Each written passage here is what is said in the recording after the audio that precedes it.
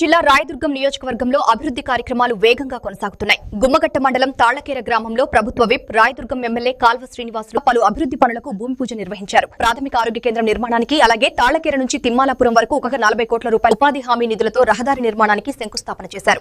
అదేవిధంగా గుమ్మగట్ట మండల కేంద్రంలో నూతన మండల రీసెర్చ్ సెంటర్ భవనం, సీసీ రోడ్ల నిర్మాణ పనులను ప్రారంభించారు. ఈ సందర్భంగా ఎమ్మెల్యే కాల్వ శ్రీనివాసులు మాట్లాడుతూ వైసీపీ పాలనలో రాష్ట్ర అభివృద్ధి కుంటుపడిందని, జగన్ పాలనలో రాష్ట్రం అప్పుల పాలైందని విమర్శించారు. ప్రస్తుతం డబుల్ ఇంజిన్ సర్కార్ ఆధ్వర్యంలో అభివృద్ధి పనులు పరుగులు తీస్తున్నాయని తెలిపారు. ప్రజల సంక్షేమంలో లక్ష్యంగా ప్రభుత్వం పనిచేస్తోందని, మౌలిక సదుపాయాల అభివృద్ధితో పాటు సంక్షేమ పథకాలు సమర్థంగా అమలు చేస్తున్నామని పేర్కొన్నారు. ప్రజల జీవన ప్రమాణాలు మెరుగుపడేలా తమ ప్రభుత్వం నిరంతరం కృషి చేస్తుందని ఆయన స్పష్టం చేశారు.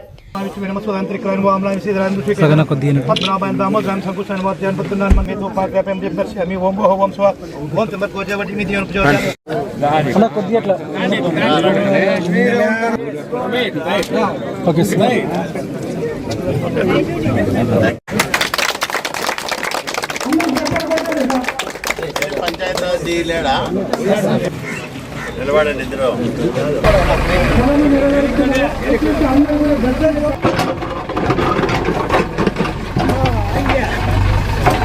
ఈ రాష్ట్రంలో 5 సంవత్సరాలు ఒక అరాచకమైన పరిపాలన విధానాన్ని మనం అందరం కూడా చూసాం. వైసీపీ పరిపాలనలో ఏ ఒక్క లేదా గ్రామాల్లో మంచి పనులు చేసే విషయంలో వాళ్ళు చూపిన శ్రద్ధ ఇవన్నీ ఏమి. చంద్రబాబు నాయుడు సార్ ముఖ్యమంత్రి అయినప్పటికీ రాష్ట్రం చాలా ఇబ్బందుల్లో ఉంది. 10 లక్షల కోట్ల రూపాయలు అప్పులు చేసిపోయినాడు జగన్మోహన్ రెడ్డి. జీతాలు ఇచ్చేకి డబ్బులు లేవు, గవర్నమెంట్ నడిపేకి డబ్బులు లేవు. ఫస్ట్ నడిస్తే చాలు, జీతాలు ఇస్తే చాలు అనే భావన ఉండేది. కానీ పరిపాలన అనుభవం ఉన్న నాయకుడు, కేంద్ర ప్రభుత్వ సహకారంతో, ఎందుకంటే పైన మన గవర్నమెంటే ఉంది ఢిల్లీలో, రాష్ట్రంలోనూ మన గవర్నమెంటే ఉంది ఎన్డీఏ.